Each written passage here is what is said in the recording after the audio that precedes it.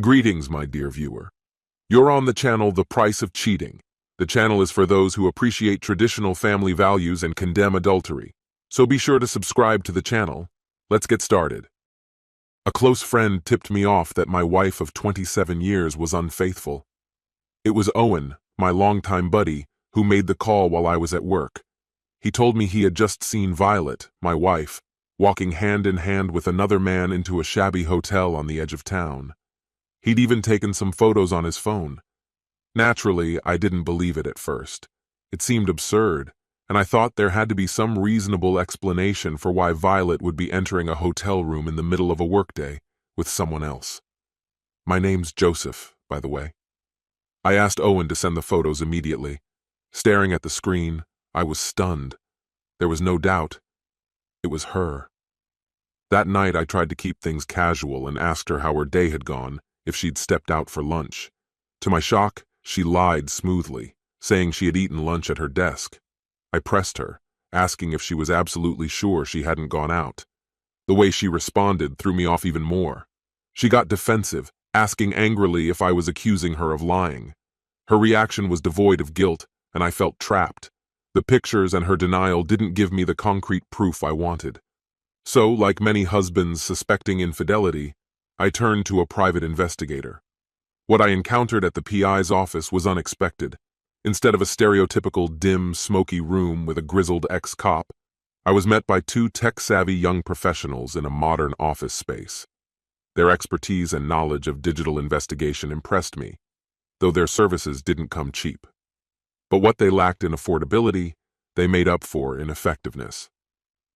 2 weeks later, I was back at their office, and they handed me a folder with a complete report, including photos and video evidence. The details were brutal. Violet wasn't seeing just one other man, but two.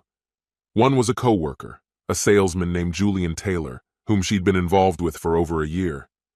The other was Charles Jackson, a mechanic she'd met when getting her car fixed a few months back.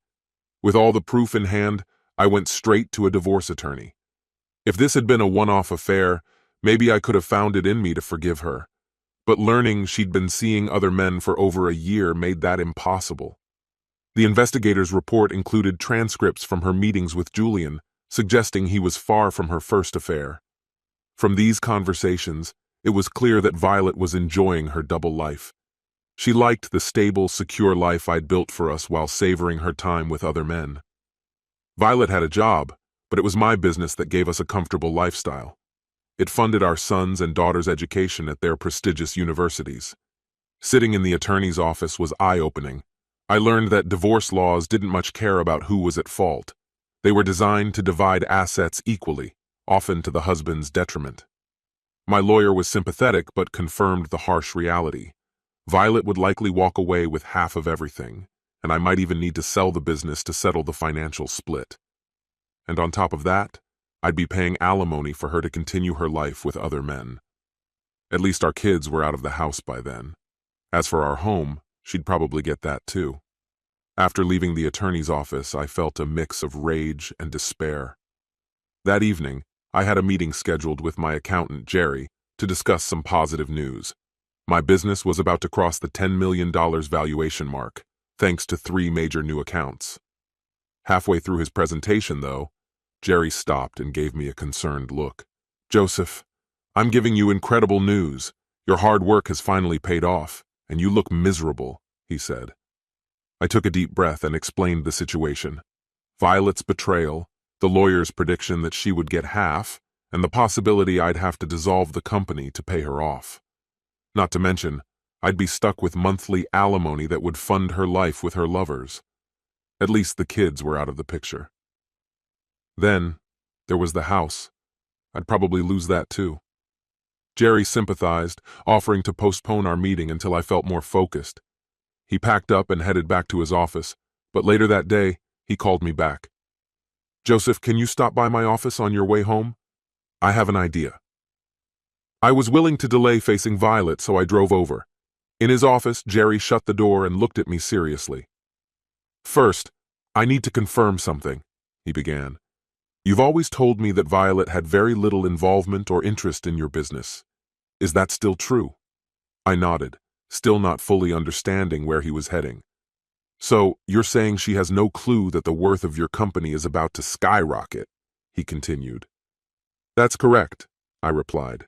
I've never really discussed the business with her much, and honestly, we haven't talked about anything significant lately. But what exactly are you suggesting here? Jerry raised a hand, signaling patience. Just hear me out. One last question. She's unaware that you know about her infidelity, correct? Right, I confirmed.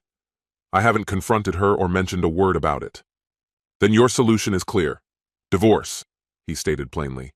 Haven't you been listening to me? I protested. Your lawyer's right that you'd be at a disadvantage if you go into a divorce head-on, he clarified. But if you approach this strategically, that changes. You need her to agree to your terms. How would I even make that happen? I asked, frustrated. Blackmail her with photos and videos? That's not going to work. She's too wrapped up in her lifestyle to care. You're missing the point, Jerry insisted. She'll agree to the terms because she won't realize what's really going on. Have you ever heard of a tax divorce? Perplexed, I shook my head. It was a trend a while back, he explained. Couples would get divorced temporarily to benefit from tax breaks.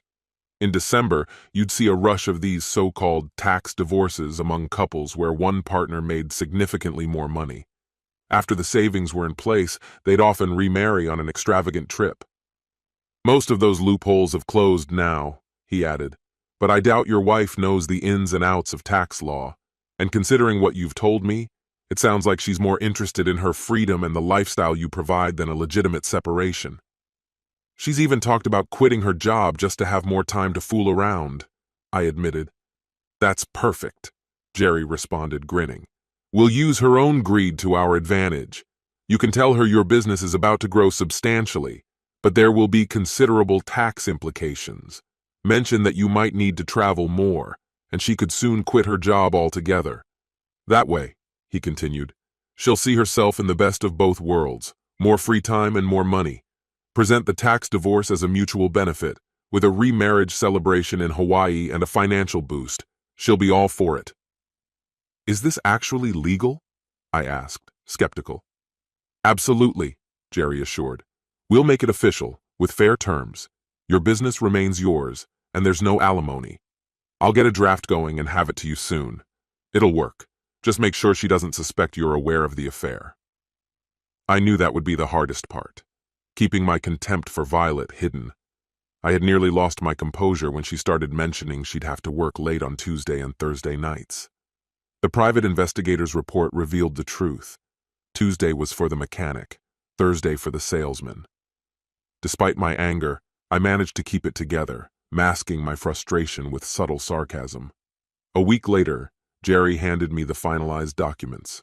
Along with the paperwork, he included a report I could show Violet, highlighting the savings we'd see and outlining the necessary steps, like transferring the house to her name. Luckily, the discussion would take place on Wednesday, far from her meet-up days. When she walked in, I was at the kitchen table with 3 organized folders laid out.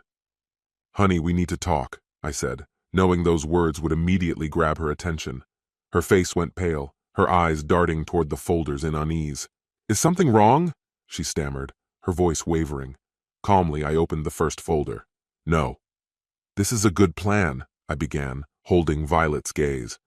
But before you react, I need you to hear me out fully. I paused, watching her expression carefully.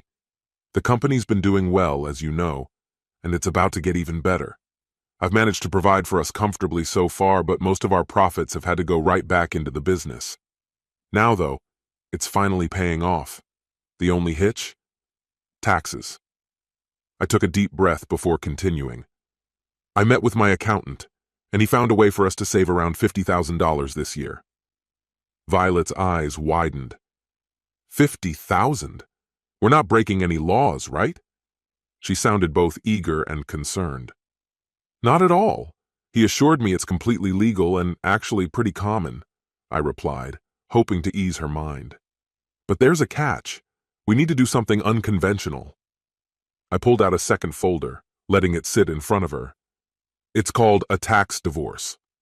I saw her gasp, but I quickly gestured for her to stay calm. Listen to me, Violet. People do this all the time. It's a way to avoid what they call the marriage penalty. I explained, with our new revenue, that penalty is going to be a lot more costly. My accountant Jerry told me that many of his clients divorce in December and then, with the money they save, treat themselves to a luxury vacation in January where they get remarried. The government made one change, though. You have to stay divorced for at least 6 months to avoid fraud. Jerry mentioned it specifically in case you looked it up. Violet was still reeling, her face a mask of disbelief. I realized I needed to switch tactics. It's just paperwork, really, I reassured her. Jerry did say that we might need to stay divorced the entire year to maximize the benefits in the second year, which could really pay off. I leaned in a little. It means a few more hours on my end, a few more business trips, but in the long run, this could really make a difference for both of us. You might even be able to leave your job if you want, I suggested. Her expression softened, and I could almost see her weighing the benefits. The idea of more money, and the freedom that came with it, was tempting. She glanced up at me, curiosity beginning to override her shock. "So what exactly would this entail?" she asked slowly. I opened the third folder. We'd need to go through a legal divorce. We'd have to divide our assets on paper. I pointed to the paperwork. I'd sign over the house to you with a quitclaim deed, and we'd split our bank accounts. I'll have all the utilities transferred into your name, though the payments would still come from my account. Nothing would really change for us, except that we'd end up with a lot more money. Violet's face shifted as if she was about to argue, but I decided to preempt her. "Look, I know our marriage means a lot to you. We don't have to do this if you're uncomfortable," I said, letting my words hang in the air. "We could just pay the extra taxes." I could tell she was on the verge of agreeing. "No, you're right," she finally said, nodding. "I don't like the idea of a divorce, but if it's just on paper, the benefits are worth it." Suppressing a smile, I kept my voice level. "I'm glad you see it that way. Jerry did mention that we'd need to move quickly if we want this to work. There's a petition to sign and a few authorizations to get this rolling. After that, he'll handle everything else." "He also suggested you read over everything before signing," I added, sliding the papers toward her. "Oh, and I've got a trip starting Friday that'll run through the weekend." I knew this little detail would help sway her, my dutiful wife who seemed increasingly invested in her own interests. Violet picked up the paperwork without hesitation. "I'll go through this tonight and sign so you can get it back to your accountant," she said, nodding. She signed the documents before I left for the trip I'd mentioned. In truth, there was no business trip, but I needed time to set up a few things and confirm whether she'd jump at the opportunity. As expected, she couldn't resist. I had discreet cameras installed in the house, and within an hour of my departure, the mechanic was there, right in our bedroom. The divorce was finalized just as anticipated, with the only significant shift being the end of our intimate relationship. Violet inquired about this a few times, but I always deflected, citing job stress and the demands of new clients. She didn't press further, likely because her 2 boyfriends were meeting her needs. Despite having no desire to witness her with other men, I kept track of her activities, not out of jealousy, but to be sure she hadn't uncovered my intentions. I had grown numb to her infidelity. It wasn't what I cared about. My concern was whether she'd figured out my plan. The divorce officially concluded when the judge signed the final decree a week after we filed, but there were legal limits on when modifications could be made and for what reasons. Jerry, my attorney, advised that we'd need to wait a full 180 days before making any irreversible moves. As that milestone neared, I was ready to put everything behind me. I arranged a meeting with Jerry to discuss the cleanest way to leave. I wanted out, but I also wanted her disgrace to be public. I wanted her cheating laid bare for everyone to see. "Listen, Joseph," Jerry cautioned, "if you make it obvious that you knew about her affairs before the divorce, she could argue it was a setup to shield assets. That could backfire." "But she's the one cheating. She should be the one punished," I argued. "Isn't there a way to ensure that?" "Let's not take any unnecessary risks. Here's the simplest plan," Jerry replied. "Catch her with one of her boyfriends. Snap a few pictures to back it up, then walk away. Just don't remarry. With that evidence alone, you can cut ties cleanly." "That's it?" She just goes on like nothing happened? Well, not exactly. She won't have any stake in your company, no alimony, and you're free of her. Isn't that what you wanted? I frowned, still unsatisfied. There must be a way to humiliate her without compromising the financial split. Jerry held up his hand. Actually, you have footage of her carrying on after the divorce, don't you? I nodded. Then use that. Let people know you're not remarrying, cut off the utilities, and stop her money supply. Drop the news about her boyfriends to their wives. Just sit back and watch the fallout. I smiled, finally seeing an opportunity. I could claim I discovered her affairs after the divorce. This would still work, right? Joseph, Jerry replied. This would be the perfect time to cut her off. We're about to secure the first of those big contracts, which means serious money coming your way. I suggest you find your own place, move out, and let her sit in the silence for a week before breaking the news. I paused, considering one final complication. My kids. How do I handle them in all this? They're the hardest part of this equation. They might side with you, Jerry replied. After all, she's always preached about honesty and loyalty, hasn't she? Remember how she once exposed our daughter for going to a concert with another guy, claiming dishonesty ruins relationships? Jerry chuckled. Quite the hypocrite, isn't she? Your daughter might actually feel betrayed when she learns the truth. One more thing, Jerry added. There's nothing you need to sign to finalize this. You're free. Just stop paying her bills and it's done. I left our meeting, fully committed to ending things with Violet. I'd already scoped out an apartment and was ready to move within the week. But before taking the final step, I wanted to speak to both my children. Both were in their respective college towns taking summer classes. My son Derek quickly took my side. He was furious with his mother, but agreed to stay quiet until I'd officially moved out. My daughter Jennifer, however, was harder to convince. She struggled to accept that her mother could ever do something so deceptive. She had always preached honesty and fidelity, so my daughter found it hard to believe her mother would betray me. Reluctantly, I showed her just enough evidence to reveal the truth. The moment she saw the videos, anger ignited in her. Jennifer was ready to confront her mother directly. I managed to convince her to hold off until I could move out of the house. Once back in town, everything was in place. The new apartment lease was signed, and my second contract was almost finalized. In 2 days, the furniture would arrive, and I'd finally begin my plan. The first step was simple enough: move out while Violet was at work. With the help of a rental truck and some friends, I packed everything I wanted: my keepsakes, my tools, my personal belongings, but none of the furniture. I also removed the cameras I had discreetly set up around the house. Violet had grown so accustomed to my absence that she didn't even notice I'd left for days. It was only when I carried out the second part of my plan that she realized something was off. I sent untraceable emails to the wives of her 2 lovers, the mechanic and the salesman, attaching video files of them with Violet. I felt a twinge of guilt, knowing the upheaval these families were about to face. But I hadn't started this mess. I was just finishing it. Within 30 minutes of sending those emails, Violet left me a voicemail asking me to call her, likely under the impression I was still out of town. Her calls became increasingly frantic as she noticed my clothes and personal items were missing. I ignored each one, along with her flood of text messages. My children reached out to me, telling me how their mother had called in a panic, asking if they'd heard from me. Both of them covered for me, claiming they hadn't spoken to me in a while. They tried pressing her for details, but she shared nothing, refusing even to explain why she was so desperate to find me. I let her sit in uncertainty for 2 more days. On Thursday, I decided it was time.